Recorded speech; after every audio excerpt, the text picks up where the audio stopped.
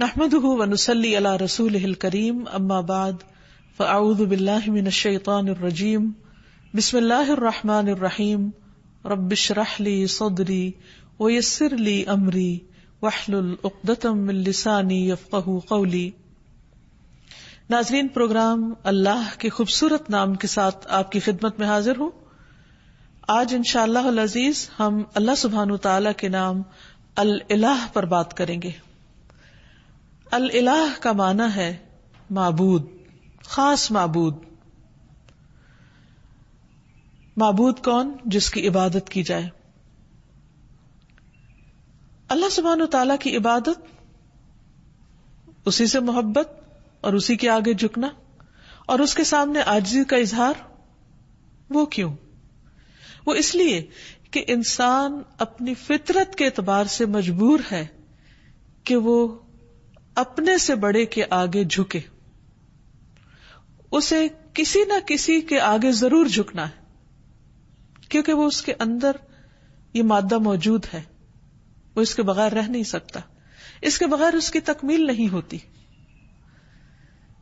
انسان ہمیشہ یہ چاہتا ہے کہ وہ کسی سے شدید محبت کرے، کسی کے آگے جھکے، کسی کا سہارا لے، کسی کو اپنے غم اور رنج کی حالت میں پکارے، کوئی ہو جو ہر حال میں اس کی سننے والا ہو، جو اس کا دکھ دور کرنے والا ہو۔ تو اللہ سبحانہ وتعالی کے سوا وہ کون ہو سکتا ہے؟ جب سے انسان پیدا ہوا ہے اور انسانی تاریخ میں جو مختلف ادوار آئے ہیں، اس میں لوگوں نے اللہ سبحانہ وتعالی کو معبود تو مانا، لیکن اس کے ساتھ دوسروں کو بھی الہ مان لیا، یعنی ظاہر میں نظر آنے والی چیزوں کو بھی انہوں نے اپنا سہارا بنا لیا۔ کوئی درخت کے آگے جھکا تو کوئی پہاڑ کے آگے جھک گیا، کوئی سمندر سے خوف کھا کر اس کے آگے جھکنے لگا، کسی نے آگ کو اپنا خدا مان لیا اور وہ اس کی عبادت کرنے لگا۔ گویا جس چیز سے وہ ڈرا یا جس چیز سے وہ حیران ہوا یا جس چیز نے اس کو امپریس کیا یا انفلوئنس کیا یا جس چیز کے لیے اس کے دل کے اندر ایک خاص کیفیت پیدا ہوئی، اس نے اسی کو اپنا معبود بنا لیا۔ لیکن اللہ سبحانہ وتعالی فرماتے ہیں وَإِلَٰهُكُمْ إِلَٰهٌ وَاحِدٌ لَا إِلَٰهَ إِلَّا هُوَ الرَّحْمَٰنُ الرَّحِيمُ۔ سورۃ البقرہ آیت 63 ہے، اور تمہارا معبود، تمہارا الہ بس ایک ہی الہ ہے، وہ جس نے ان سب چیزوں کو پیدا کیا ہے۔ مخلوق الہ نہیں ہو سکتی، الہ تو وہی ہو سکتا ہے کہ جس کے سب تابع ہوں، جس کے آگے پوری کائنات جھکی ہوئی ہو۔ فرمایا اس کے سوا کوئی اور معبود نہیں، وہ بے حد رحم کرنے والا، نہایت مہربان ہے۔ عربی زبان میں الہ کا لفظ اللہ سبحانہ وتعالی کے لیے استعمال ہوتا ہے، تو اس آیت سے پتہ یہ چلتا ہے کہ اللہ سبحانہ وتعالی اپنی الہیت میں منفرد ہے، یکتا ہے، اکیلا ہے، اور الوہیت کے اندر یعنی الہ ہونے کے اندر کمال علم، کمال قدرت، کمال رحمت اور کمال حکمت کے معنی پائے جاتے ہیں۔ یعنی وہی الہ ہو سکتا ہے جس کا علم کامل ہو، جس کی قدرت کامل ہو، جس کی رحمت کامل ہو، جس کی حکمت کامل ہو، اور اس میں کسی قسم کا کوئی نقص نہ پایا جاتا ہو۔ اور یہ تمام صفات صرف اور صرف اللہ سبحانہ تعالی کے اندر ہی ہیں، اسی لیے وہی دراصل الہ ہے، وہی معبود ہے اور وہی عبادت کے لائق ہے، عبادت کا حقدار ہے، کیونکہ کسی اور کے اندر یہ صفات اس درجے میں پائی ہی نہیں جاتی۔ تو یہ صفات اس بات کا تقاضا کرتی ہیں کہ ایک انسان اللہ ہی کو اپنا محبوب سمجھے اور انتہا درجے کی محبت صرف اسی کے ساتھ کرے، انتہا درجے میں صرف اسی کے آگے جھکے، اپنا سر اور اپنی پیشانی صرف اسی کے سامنے ٹکائے، کچھ مانگے تو صرف اسی سے مانگے، اسی کے آگے ہاتھ پھیلائے اور کسی اور کے آگے نہیں۔ سورۃ الانبیاء میں اللہ تعالیٰ فرماتے ہیں لا الہ الا انا فاعبدونی، میرے سوا کوئی معبود نہیں، لہٰذا تم میری ہی عبادت کرو، یعنی مانگو تو مجھ سے مانگو، جھکو تو میرے آگے جھکو، اس لیے کہ وہ دینے پہ قادر ہے، وہ اتنا عظیم ہے کہ اس کے آگے جھکنا انسان کے لیے باعث عزت ہے، باعث ذلت نہیں، کیونکہ انسان جب اپنے سے چھوٹی چیز کے آگے جھکتا ہے تو یہ جھکنا اس کے لیے باعث ذلت ہے. اسی طرح ایک سورۃ طٰہٰ میں فرمایا اننی انا اللہ لا الہ الا انا فاعبدنی، بے شک میں ہی اللہ ہوں، میرے سوا کوئی معبود نہیں، بس تم میری ہی عبادت کرو. اللہ سبحانہ تعالیٰ کے لیے الہ کے علاوہ رب کا بھی لفظ آتا ہے، یعنی رب بھی اللہ کے ناموں میں سے ایک نام ہے، لیکن ان دونوں میں فرق ہے. رب کا مطلب ہے مخلوق کو پیدا کرنے والا، اس کو رزق دینے والا، اس کا انتظام کرنے والا. لیکن الہ کا مطلب ہے جو عبادت کے مستحق ہے، یعنی جس کی عبادت کی جائے، جس کی تعظیم کی جائے، جس کے آگے عاجزی اور انکساری کا اظہار کیا جائے. تو عبادت حقیقت میں محبت، اطاعت، تسلیم و رضا اور تعظیم پر مبنی ہوتی ہے، اور یہ صرف الہ ہی کے لیے ہو سکتی ہے. تو اس میں دراصل توحید الوہیت کی طرف دعوت دی گئی ہے، اور جہاں الہ کا لفظ آیا ہے وہاں ساتھ شرک کی نفی بھی کی گئی ہے کہ لا الہ الا انت یا لا الہ الا اللہ. پھر یہ ہے کہ اللہ سبحانہ وتعالیٰ نے اپنا یہ نام خود رکھا ہے، اضافت کے ساتھ بھی اور اس کے بغیر بھی. اور حقیقت یہ ہے کہ تمام انبیاء بھی اس نام کو استعمال کرتے رہے ہیں. ہم دیکھتے ہیں کہ سورۃ البقرہ میں اللہ تعالیٰ کا ارشاد ہے. اللہ تعالیٰ جب یعقوب علیہ السلام کی وفات کا وقت ذکر کرتے ہیں کہ ام کنتم شہداء اذ حضر یعقوب الموت اذ قال لبنیہ ما تعبدون من بعدی، کیا تم حاضر تھے اس وقت جب یعقوب کو موت آئی، جب اس نے اپنے بچوں سے کہا کہ میرے بعد تم کس کی عبادت کرو گے، کس کے آگے جھکو گے؟ تو انہوں نے کیا کہا؟ نعبد الہک و الہ آبائک ابراہیم و اسماعیل و اسحاق الہا واحدا ونحن لہ مسلمون. ہم تیرے معبود نعبد الہک، اس کی عبادت کریں گے. یہاں بھی لفظ الہ استعمال ہوا ہے کہ جب عبادت کی بات ہے تو پھر ساتھ ہی الہ کا لفظ آ جاتا ہے کہ وہ خاص معبود جو عبادت کا مستحق ہے.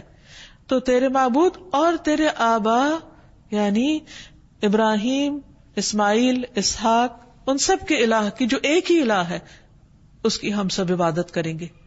تو گویا یعقوب علیہ السلام اپنی اولاد کو ایک اللہ الہ کی عبادت کی تاکید کر کے گئے، وصیت کر کے گئے. پھر اسی طرح اللہ کا نام الہ اللہ تعالی کی ذات اور اس کی صفات پر دلالت کرتا ہے، یعنی اللہ تعالی کا یہ نام جو ہے وہ اس کی صفات کو بھی بیان کرتا ہے. اور حقیقت یہ ہے کہ یہ صرف اللہ سبحانہ تعالیٰ ہی کے لیے ہے. یہاں یہ بات بھی یاد رہے کہ اللہ سبحانہ تعالیٰ نے خود اپنے ساتھ دوسرے الہوں کا انکار کیا ہے. قرآن مجید میں اللہ تعالیٰ فرماتے ہیں سورۃ المؤمنون میں مَتَّخَذَ اللَّهُ مِن وَلَدٍ، اللہ نے کوئی اولاد نہیں بنائی، وَمَا كَانَ مَعَهُ مِنْ إِلَٰهٍ، اور اس کے ساتھ کبھی کوئی الہ رہا ہی نہیں، کوئی اور الہ ہے ہی نہیں، نہ تھا نہ ہے اور نہ کبھی ہو سکتا ہے. کیوں؟ اس کے لیے بہت خوبصورت دلیل دی گئی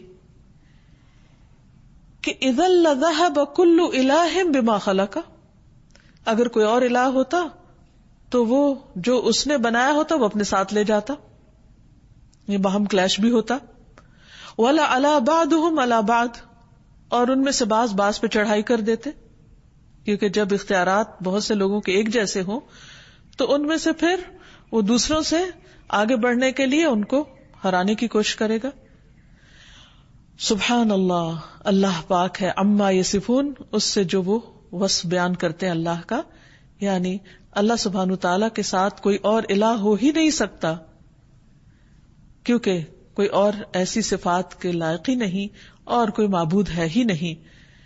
عبادت کا مستحق صرف اللہ ہے. تمام انبیاء نے اسی کی دعوت دی ہے، اعبدوا اللہ ما لکم من الہ غیرہ، اللہ کی عبادت کرو، اس کے سوا تمہارا کوئی الہ نہیں. واعبدوا اللہ ولا تشرکوا بہ شیئا، اور اللہ کی عبادت کرو اور اس کے ساتھ کسی کو شریک نہ ٹھہراؤ، کیونکہ ہماری زندگی کا مقصد ہی عبادت ہے. اور عبادت اللہ کا حق ہے، اس لیے ہمیں سوچ سمجھ کر اس حق کو ادا کرنا ہے. ایسا نہ ہو کہ ہم کوشش بھی کریں، محنت بھی کریں، لیکن وہ اس کے ہاں قبول نہ ہو جس نے دراصل ہمیں پیدا ہی اس کام کے لیے کیا ہے. معاذ رضی اللہ عنہ سے مروی ہے کہ نبی صلی اللہ علیہ وسلم جس گدھے پر سوار تھے، میں اس کے اوپر آپ کے ساتھ پیچھے بیٹھا ہوا تھا، سواری کر کے کہیں جا رہے تھے. اس گدھے کا نام عفیر تھا. آپ نے فرمایا، اے معاذ، کیا تمہیں معلوم ہے کہ اللہ تعالیٰ کا حق اپنے بندوں پر کیا ہے اور بندوں کا حق اللہ تعالیٰ پر کیا ہے؟ میں نے کہا کہ اللہ اور اس کا رسول ہی زیادہ جانتے ہیں. آپ نے فرمایا، اللہ کا حق اپنے بندوں پر یہ ہے کہ وہ اس کی عبادت کریں اور اس کے ساتھ کسی دوسرے کو شریک نہ ٹھہرائیں، اور بندوں کا حق اللہ پر یہ ہے کہ جو بندہ اللہ کے ساتھ کسی کو شریک نہ ٹھہرائے اللہ اسے عذاب نہ دے. یعنی جو شخص توحید پر ہو پھر اللہ سبحانہ وتعالیٰ اس کو اپنے عذاب سے، سزا سے محفوظ رکھے. پھر یہ ہے کہ اللہ تعالیٰ کو راضی کرنے کے لیے ضروری ہے کہ ہم صرف اسی کی عبادت کریں اور اس کے ساتھ کسی کو شریک نہ ٹھہرائیں اور اللہ کی رسی کو مضبوطی سے تھامے رکھیں اور کسی تفرقہ بازی کا شکار نہ ہو. پھر یہ بھی یاد رہے کہ جو شخص اللہ کو اپنا الہ مان لیتا ہے وہ سلامت رہتا ہے. قرآن مجید میں آتا ہے، الذین آمنوا ولم یلبسوا ایمانہم بظلم اولئک لہم الامن وہم مہتدون. جو لوگ ایمان لائے پھر اپنے ایمان کو ظلم یعنی شرک سے آلودہ نہیں کیا، یعنی اللہ کا حق عبادت کسی اور کو نہیں دیا، اس کے ساتھ کسی اور کو شریک نہیں کیا عبادت میں، یہی لوگ قیامت کے دن امن میں رہیں گے اور دنیا اور آخرت میں یہی لوگ ہدایت یافتہ ہوں گے. پھر اگر کوئی شخص اللہ سبحانہ وتعالیٰ کی حفاظت حاصل کرنا چاہتا ہے، یعنی اس کے عذاب سے اللہ کی پناہ میں رہنا چاہتا ہے، تو اس کے لیے بھی یہی ضروری ہے کہ وہ الہ ہی کی عبادت کرے. رسول اللہ صلی اللہ علیہ وسلم نے حضرت معاذ سے فرمایا تھا، احفظ اللہ یحفظک، اے معاذ اللہ کی حفاظت کرو، یعنی اس کے حقوق کی حفاظت کرو، اس کی عبادت میں کسی کو شریک نہ کرو. یحفظک، وہ اللہ تمہاری حفاظت کرے گا. احفظ اللہ تجدہ تجاہک، اللہ کی حفاظت کرو یعنی اللہ کے حق کی حفاظت کرو. تجدہ تجاہک، تم اسے اپنے سامنے پاؤ گے. پھر جب تمہیں اس سے کوئی کام ہوگا، ضرورت ہوگی، تم اس کو پکارو گے، اور پکارنا بھی تو عبادت ہے، تو وہ تمہاری پکار سنے گا، تمہاری مدد کرے گا اور تمہاری محتاجی کو بھی دور کرے گا. عام طور پر ہم یہ سمجھتے ہیں کہ اگر ہم اللہ سبحانہ وتعالیٰ کی عبادت کریں گے تو شاید زندگی ہم پر مشکل ہو جائے، ہمارے حالات تنگ ہو جائیں، یا پھر ہمارے لیے دنیا کے کام کاج کا وقت نہ بچے. حالانکہ حقیقت اس کے برعکس ہے. اللہ تعالیٰ فرماتے ہیں، حدیث قدسی ہے، اے ابن آدم، یعنی اے آدم کی اولاد، تم اپنے آپ کو میری عبادت کے لیے فارغ کر لو، یعنی میری عبادت کے لیے بھی وقت نکالو، میں تمہارے دل کو بے نیازی سے بھر دوں گا، یعنی تمہیں ایک خاص قسم کی سیٹسفیکشن عطا کروں گا. ورنہ بعض اوقات کیا ہوتا ہے، انسان کے پاس بہت کچھ بھی ہوتا ہے لیکن اس کے دل کو اطمینان نہیں ہوتا، اس کے اندر ایک ویکیوم سا ہوتا ہے، اس کے اندر ایک خلا ہوتا ہے، اس کے اندر اطمینان نہیں ہوتا. وہ بہت کچھ کرتے ہوئے بھی یوں سمجھتا ہے کہ جیسے وہ کچھ کر نہیں پا رہا، اسے اپنا مطلوب حاصل نہیں ہو رہا، کیونکہ مطلوب حاصل اسی وقت ہو سکتا ہے جب وہ اللہ کو اپنا مطلوب بنائے اور اس کی عبادت کرے. تو اللہ تعالیٰ کا یہ وعدہ ہے کہ جو شخص اللہ کی عبادت کے لیے وقت نکالے گا، مثلاً وقت پر نماز پڑھے گا، وقت پر اپنے فرائض ادا کرے گا، اللہ سبحانہ وتعالیٰ اس کے دل کے اندر ایک غنا پیدا کر دیں گے اور تمہارا فقر یعنی محتاجی دور کر دوں گا، وہ خلا دور کر دوں گا. لیکن اگر تم ایسا نہیں کرو گے تو میں تمہارے دونوں ہاتھ کاموں میں مشغول کر دوں گا، انتہائی مصروف ہو جاؤ گے، اور اس کے باوجود تمہارا فقر، تمہاری محتاجی، تمہاری ضرورت دور نہیں ہوگی. یعنی خواہ انسان کے پاس کتنا کچھ بھی ہو، اس کے اندر یہی ایک احساس ہوگا کہ ابھی میرے پاس کچھ نہیں. سب کچھ ہوتے ہوئے بھی اس کو اللہ کی نعمتیں یاد نہیں رہیں گی، اور اس کے دل کے اندر ایک خوف اور ایک پریشانی اور ایک بے چینی سی رہے گی. اس کے برعکس جو لوگ عبادت کریں گے وہ دنیا میں بھی مطمئن رہیں گے اور آخرت میں بھی اللہ کے عرش کے سائے میں اور جنت میں ہوں گے. نبی صلی اللہ علیہ وسلم نے فرمایا، 7 قسم کے لوگوں کو اللہ تعالیٰ اس دن اپنے عرش کے سائے تلے جگہ عطا فرمائیں گے جس دن اس کے سائے کے سوا کوئی سایہ نہ ہوگا.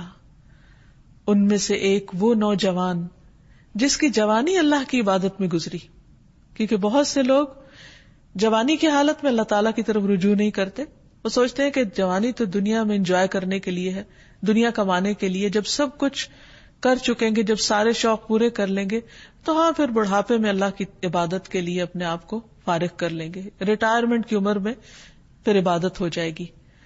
نہیں، ہمیں نہیں معلوم کہ ہم ریٹائرمنٹ کی عمر کو پہنچتے ہیں یا نہیں، بڑھاپے والی زندگی ملتی بھی ہے یا نہیں، اور اگر ملے بھی تو وہ اپنے ساتھ 100 تکلیفیں لے کر آتا ہے.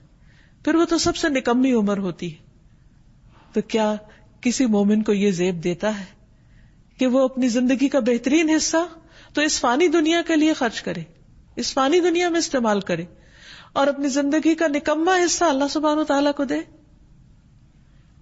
تو اسی لیے جو لوگ اپنی زندگی کا بہترین حصہ یعنی جوانی اللہ کی عبادت میں گزاریں گے، اللہ تعالیٰ کی طرف سے عائد کردہ جو فرائض ہیں ان کو پورا کرتے ہوئے گزاریں گے، اللہ تعالیٰ کی اطاعت اور فرما برداری میں گزاریں گے، تو اللہ سبحانہ وتعالیٰ قیامت کے اس طویل دن جو ایک دن 50,000 سال کا ہے، جس دن سورج بہت قریب آ چکا ہوگا، اس دن اللہ تعالیٰ ایسے لوگوں کو اپنے عرش کے سائے تلے جگہ دیں گے.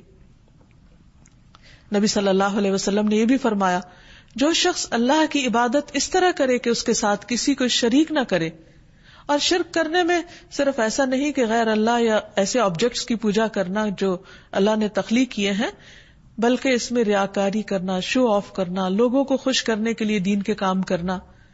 اگر انسان صرف اور صرف اللہ کی رضا کے لیے اچھے کام کرتا ہے، نماز قائم کرتا ہے، زکوٰۃ دیتا ہے، اللہ کی بات سنتا ہے اور مانتا ہے، تو اللہ تعالیٰ اسے جنت کے 8 دروازوں میں سے داخل ہونے کا اختیار دے دے گا کہ جس سے چاہو چلے جاؤ، جو تمہیں پسند ہے اس سے اندر آ جاؤ.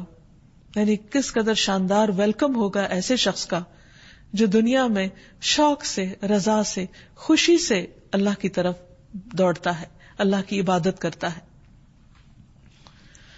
تو یہاں یاد رہے کہ عبادت کے 2 اہم اصول بھی ہیں، اور جب تک یہ 2 چیزیں عبادت میں شامل نہ ہوں اس وقت تک عبادت کا حق ادا نہیں ہوتا. پہلی چیز اخلاص ہے کہ انسان جو کچھ اللہ کے لیے کرے بس وہ پھر اللہ ہی کے لیے کرے، کسی اور کے لیے نہیں کرے. اس کی نیت صرف اللہ کے لیے خالص ہو، وہ اس کو خوش کرنے کے لیے، اس کی رضا کے لیے، اس کی محبت حاصل کرنے کے لیے، اس کے دیدار کی خاطر ہر عمل کرے. اور دوسری چیز، جس چیز کو وہ خاص عبادت سمجھ کے کرتا ہے اسے رسول اللہ صلی اللہ علیہ وسلم کے طریقے کے مطابق کرے، کیونکہ جب عمل خالص ہوگا تو وہ اس کی باطن کی خوبصورتی کی دلیل ہے. اور جو شخص سنت کی پیروی کرتا ہے تو نبی صلی اللہ علیہ وسلم کا عمل سب سے خوبصورت عمل تھا. اللہ سبحانہ تعالیٰ نے آپ کو اسوۃ حسنہ بنا کر بھیجا. لقد کان لکم فی رسول اللہ اسوۃ حسنہ، تمہارے لیے اللہ کے رسول صلی اللہ علیہ وسلم کی زندگی میں خوبصورت نمونہ ہے. تو یہ خوبصورت نمونہ جب کوئی شخص اختیار کرتا ہے تو اس کی زندگی حقیقت میں خوبصورت ہو جاتی، اس کے سارے اعمال، اس کے طور طریقے خوبصورت ہو جاتے ہیں، اور ایسا شخص ایک بہترین حالت میں اللہ سبحانہ تعالیٰ کے سامنے حاضر ہوگا. اللہ تعالیٰ ہمیں بھی ان لوگوں میں شامل کر لے کہ جو احسن طریقے پر اللہ کی عبادت کرتے ہیں، ایسی عبادت جو اس کو پسند آ جائے. اسی لیے نبی صلی اللہ علیہ وسلم نے اچھی عبادت کا جو کرائیٹیریا بتایا وہ کیا ہے کہ تم اس طرح اللہ کی عبادت کرو گویا تم اس کو دیکھ رہے ہو، اور اگر یہ کیفیت نہ ہو تو یہ تو ضرور یاد رکھو کہ وہ تمہیں دیکھ رہا ہے. تو جو بھی شخص یہ سوچ کر اللہ کی عبادت کرے گا کہ وہ اس وقت اللہ کی نگاہ میں ہے، تو وہ لوگوں کے سامنے ہو یا تنہائی میں ہو، وہ اچھے کام ہی کی کوشش کرے گا، وہ اپنے ہر کام کو بہترین طریقے پر انجام دینے کی کوشش کرے گا، کیونکہ اس کا یہ احساس اس کے کام کی کوالٹی پر اثر انداز نہیں ہونے دے گا. نبی صلی اللہ علیہ وسلم نے ایک خوبصورت دعا سکھائی ہے ہر نماز کے بعد پڑھنے کے لیے. اللہم اعنی علی ذکرک و شکرک و حسن عبادتک، اے اللہ اپنا ذکر، اپنا شکر اور اپنی خوبصورت عبادت کی توفیق عطا فرما، اس پر میری مدد فرما، کیونکہ انسان کے ساتھ بہت سی مشکلات بھی ہیں. خود اس کا اپنا نفس اندر سے بعض اوقات ایسے فتنے میں مبتلا ہو جاتا ہے کہ عبادت کی حلاوت ختم ہو جاتی ہے. اسی طرح بعض اوقات شیطان کے ڈالے ہوئے وسوسے یا لوگوں کی باتیں، باہر کا ماحول انسان پر اثر انداز ہوتا ہے اور وہ اللہ سبحانہ وتعالیٰ کی عبادت کا حق ادا نہیں کرتا یا عبادت کو انجوائے نہیں کرتا. اس لیے جو ہی ایک عبادت مکمل ہو تو اگلی عبادت کے لیے، یعنی ایک نماز کے اختتام پر اگلی نماز کے لیے اور اگلی مزید عبادات کے لیے انسان دعا کرے، کیونکہ اللہ کی عبادت پر اللہ تعالیٰ ہی بہترین طریقے پر مدد کر سکتے ہیں. پھر اسی طرح یہ ہے کہ انسان اپنی عبادات میں کمی کوتاہی نہ کرے. اب دیکھیے کہ ذرا تھوڑی دیر کے لیے سوچئے کہ مثلاً اگر آپ کا حق کسی پر ہو اور وہ اس کو ادھورے طریقے سے ادا کرے تو آپ کو کیسا لگے گا؟ مثلا کسی نے آپ سے قرض لیا اور جب وہ واپس کرے تو آدھا کرے. کسی نے آپ سے کسی چیز کے دینے کا وعدہ کیا اور پھر اس کو پورا نہیں کیا، تو اس پر آپ کی کیفیت کیا ہوگی؟ اس بات سے اب اس معنی اور مقصد کو سمجھیے کہ اللہ سبحانہ تعالیٰ نے ہم پر کچھ فرائض اور کچھ عبادات لازم کی ہیں جن کو ہمیں ہر صورت ادا کرنا ہے. مثلا دن میں 5 نمازیں فرض ہیں. اب اگر کوئی شخص یہ کہے کہ میں نے 4 پڑھ لیے، کیا یہ کم ہے؟ یہ بھی تو بہت ہے. نہیں، اللہ سبحانہ تعالیٰ نے 5 کا حکم دیا ہے. ہم اسے اپنی مرضی سے 4 نہیں کر سکتے یا 3 نہیں کر سکتے، اور اسی طرح اپنی مرضی سے 6 بھی نہیں کر سکتے ان کو، کیونکہ اتنا ہی کرنا ہے، اسی طرح کرنا ہے جیسا کرنے کا اللہ سبحانہ تعالیٰ نے حکم دیا، تبھی عبادت کا حق ادا ہوگا. عبادت کا مطلب ہوتا ہے مکمل اطاعت. اور اگر ہم بات ہی نہیں مان رہے تو پھر اپنی مرضی سے جو بھی چاہے کریں، وہ عبادت شمار نہیں ہوگی. ہاں، اللہ کی رضا، اللہ کی پسند، اللہ کی خوشی کے لیے چھوٹا سا کام بھی کرے. ایک لقمے جیسی چیز بھی اللہ کے راستے میں خیرات کر دے، اللہ سبحانہ تعالیٰ اسے خوشی سے قبول کرتے ہیں اور اسے بڑھاتے ہیں، حتیٰ کہ ایک لقمہ احد پہاڑ برابر کر دیتے ہیں اجر و ثواب کے اعتبار سے، کیونکہ وہ صرف اللہ کے لیے دیا گیا، وہ صرف اللہ کی رضا اور اللہ کی خوشی میں اللہ کی خاطر خرچ کیا گیا. تو اللہ سبحانہ تعالیٰ اس کی بہترین طریقے پر قدردانی فرماتے ہیں. تو ہمیں نہ عبادت میں اضافے کا حق حاصل ہے اور نہ عبادت میں کوتاہی کا. یہاں یہ یاد رہے کہ اللہ سبحانہ تعالیٰ نے ہم پر جو عبادت فرض کی ہے، ہمیں اس میں اختیار نہیں دیا گیا کہ ہم اپنی مرضی سے اس عبادت میں کچھ اضافہ کر دیں یا پھر اس میں کچھ کمی کر دیں، کیونکہ عبادت کی اصل روح اطاعت ہے، فرما برداری ہے، اللہ کے حکم کی تابع داری ہے.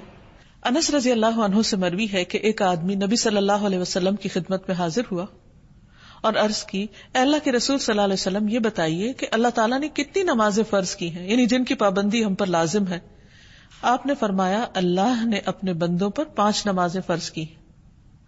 اس نے پوچھا، ان سے پہلے یا بعد میں تو کوئی نماز فرض نہیں، یعنی ان کے علاوہ فرض کے درجے میں تو نہیں کچھ؟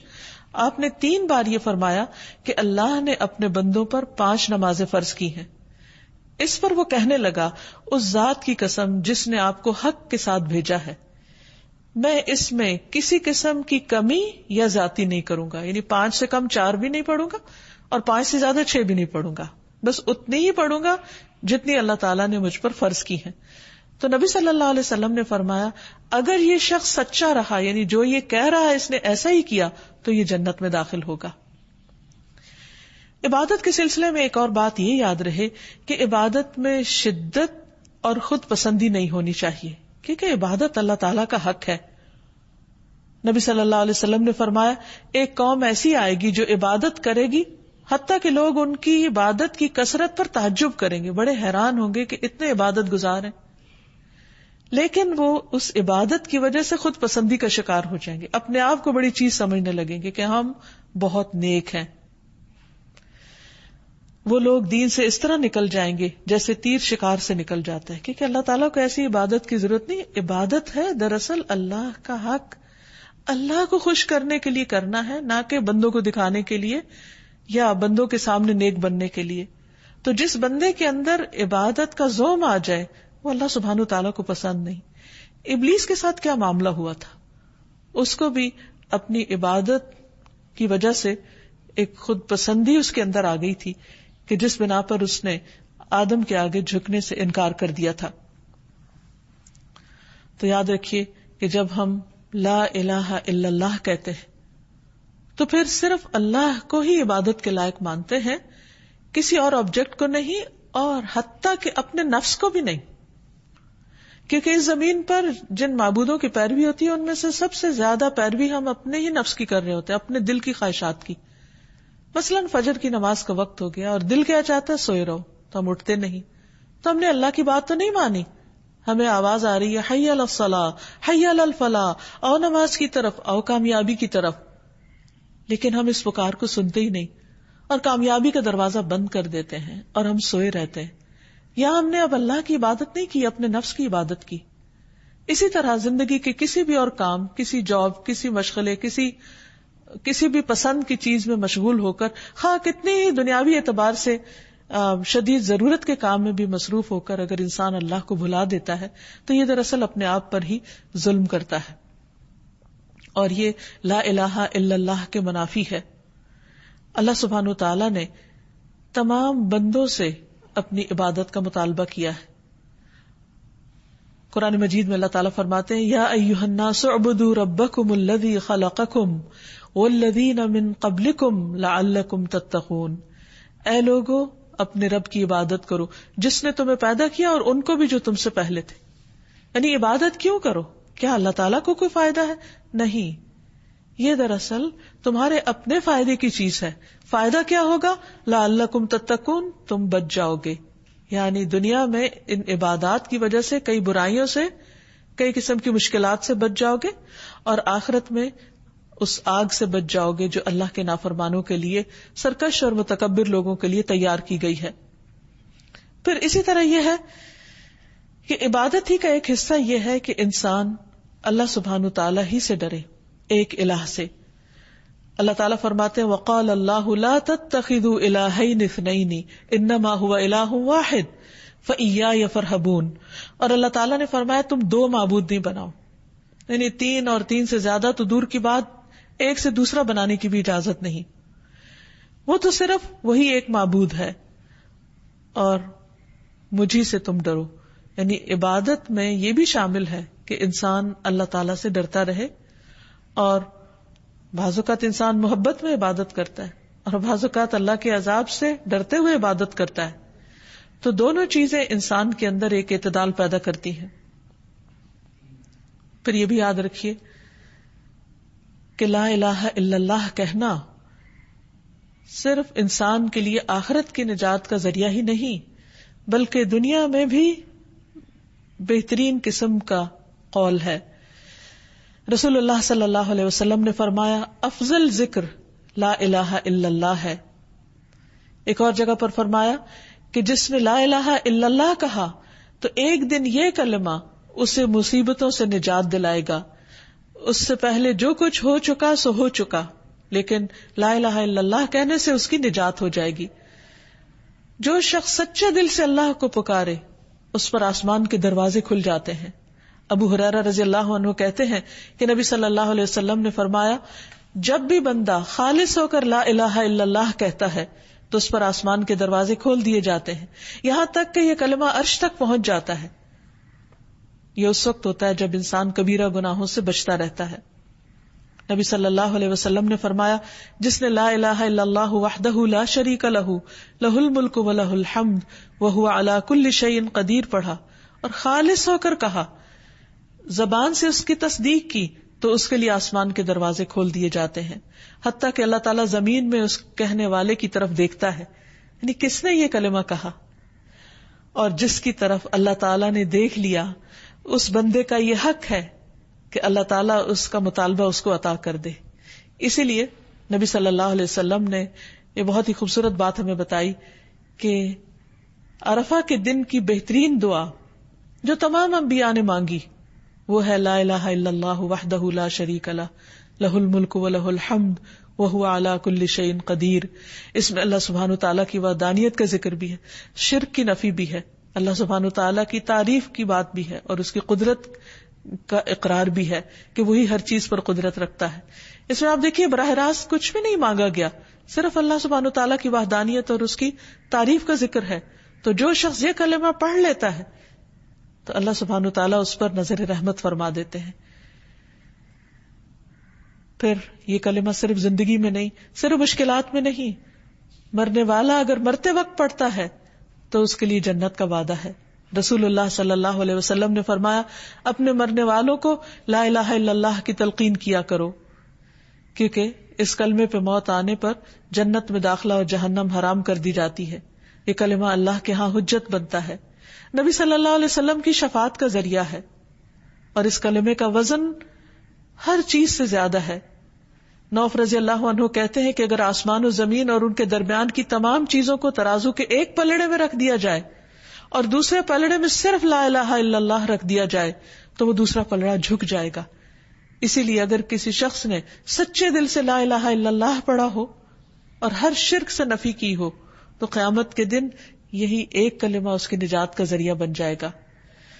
اور اگر کوئی اپنے گناہوں کی وجہ سے دوزخ کی آگ میں گیا بھی تو اس لا الہ الا اللہ کی وجہ سے اس کو وہاں سے بالآخر نکال لیا جائے گا، خواہ اس نے بڑے بڑے گناہ کیے ہوں، لیکن ان گناہوں کی سزا بھگتنے کے بعد یہ کلمہ اس کی نجات کا ذریعہ بنے گا. تو حقیقت یہ ہے کہ اللہ سبحانہ وتعالیٰ کا یہ نام یعنی الالہ، اس کے ساتھ جب اللہ کو پکارا جاتا ہے تو انسان کی دعا قبول ہوتی. اسی لیے نبی صلی اللہ علیہ وسلم کو خاص طور پر حکم دیا گیا قل اعوذ برب الناس ملک الناس الہ الناس من شر الوسواس الخناس الذی یوسوس فی صدور الناس من الجنۃ والناس. آپ کہہ دیجئے میں پناہ لیتا ہوں لوگوں کے رب کی، لوگوں کے بادشاہ کی، لوگوں کے الہ، لوگوں کے معبود کی، وسوسہ ڈالنے والے کے شر سے جو پلٹ پلٹ کر آنے والا ہے، جو لوگوں کے سینوں میں وسوسے ڈالتا ہے. پھر ہم دیکھتے ہیں کہ یونس علیہ السلام جب مچھلی کے پیٹ میں چلے گئے اور انتہائی غم کی حالت میں تھے، اس وقت جب انہوں نے اسی کلمے کے ذریعے اللہ کو پکارا تو اللہ سبحانہ وتعالیٰ نے ان کا غم دور کر دیا، انہیں اس بڑی مشکل سے نجات دی. اور وہ کلمہ کیا ہے؟ وَذَنُّونِ إِذْ ذَهَبَ مُغَاضِبًا فَظَنَّ أَن لَّن نَّقْدِرَ عَلَيْهِ فَنَادَىٰ فِي الظُّلُمَاتِ أَن لَّا إِلَٰهَ إِلَّا أَنتَ سُبْحَانَكَ إِنِّي كُنتُ مِنَ الظَّالِمِينَ. اور مچھلی والے کو جب وہ غصے سے بھرا ہوا چلا گیا، بس اس نے سمجھا کہ ہم اس پر گرفت تنگ نہ کریں گے، تو اس نے اندھیروں میں پکارا کہ تیرے سوا کوئی معبود نہیں، صرف اس الہ کو پکارا، تو پاک ہے، یقیناً میں ظلم کرنے والوں میں سے ہو گیا ہوں. تو اللہ سبحانہ تعالیٰ نے انہیں وہاں سے نجات دی اور باقی سب مومنوں کو بھی بشارت دی وَكَذَلِكَ نُنْجِي الْمُؤْمِنِينَ کہ باقی مومنوں کو بھی ہم اسی طرح نجات دیں گے. اسی لیے نبی صلی اللہ علیہ وسلم جب کسی کرب کی حالت میں ہوتے، تکلیف کی حالت میں ہوتے تو پڑھتے لا الہ الا اللہ العظیم الحلیم، لا الہ الا اللہ رب العرش العظیم، لا الہ الا اللہ رب السماوات ورب الارض ورب العرش الکریم. اللہ صاحب عظمت اور بردبار کے سوا کوئی معبود نہیں، اللہ کے سوا کوئی معبود نہیں جو عرش عظیم کا رب ہے، اللہ کے سوا کوئی معبود نہیں جو آسمانوں اور زمین کا رب ہے اور عرش کریم کا رب ہے. تو جو شخص تنگی اور تکلیف میں اس دعا کو پڑھے گا اللہ سبحانہ وتعالیٰ اس کی تکلیف کو دور کر دے گا، کیونکہ نبی صلی اللہ علیہ وسلم اس دعا کو پڑھا کرتے تھے. پھر سید الاستغفار میں بھی جب ایک بندہ کہتا ہے اللہم انت ربی لا الہ الا انت خلقتنی وانا عبدک وانا علی عہدک ووعدک ما استطعت اعوذ بک من شر ما صنعت ابوء لک بنعمتک علی وابوء بذنبی فاغفر لی فانہ لا یغفر الذنوب الا انت. اے اللہ آپ میرے رب ہیں، آپ کے علاوہ کوئی الہ نہیں، کوئی معبود نہیں، آپ نے مجھے پیدا کیا، میں آپ کا بندہ ہوں، اپنے عہد اور وعدے پر قائم ہوں، جتنی بھی مجھ میں استطاعت ہے، جتنی بھی ہمت ہے، میں آپ کے احسانات کا اقرار کرتا ہوں اور اپنے گناہوں کا بھی اعتراف کرتا ہوں، آپ مجھے بخش دیجئے، کیونکہ آپ کے علاوہ گناہوں کو کوئی بھی معاف نہیں کر سکتا. تو جو شخص اس کلمے کو پڑھتا ہے، اس استغفار کو پڑھتا ہے جس کو سید الاستغفار، استغفار کا سردار کہا گیا، تو اگر شام کے وقت پڑھتا ہے اور رات کو ڈیتھ ہو جاتی ہے تو اللہ تعالیٰ اس کے سارے گناہ معاف کر دیں گے، اس کو جنت میں داخل کریں گے. اسی طرح صبح سویرے اگر کوئی پڑھتا ہے تو رات میں اگر کوئی غلطی ہو گئی تو اللہ تعالیٰ اس کو معاف فرما دیں گے اور اس کو جنت میں داخل کرنے کا وعدہ کیا گیا ہے. تو حقیقت یہ ہے کہ انسان پر اللہ کا حق یہ ہے کہ انسان خالص ہو کر اس کی عبادت کرے اور ہر مشکل میں اسی کو پکارے اور اس کے اس نام کا واسطہ دے کر پکارے، تو انشاءاللہ اس کی دعائیں قبول ہوں گی. اللہ تعالیٰ ہمیں اس عمل کی توفیق عطا فرمائے. وآخر دعوانا ان الحمد للہ رب العالمین.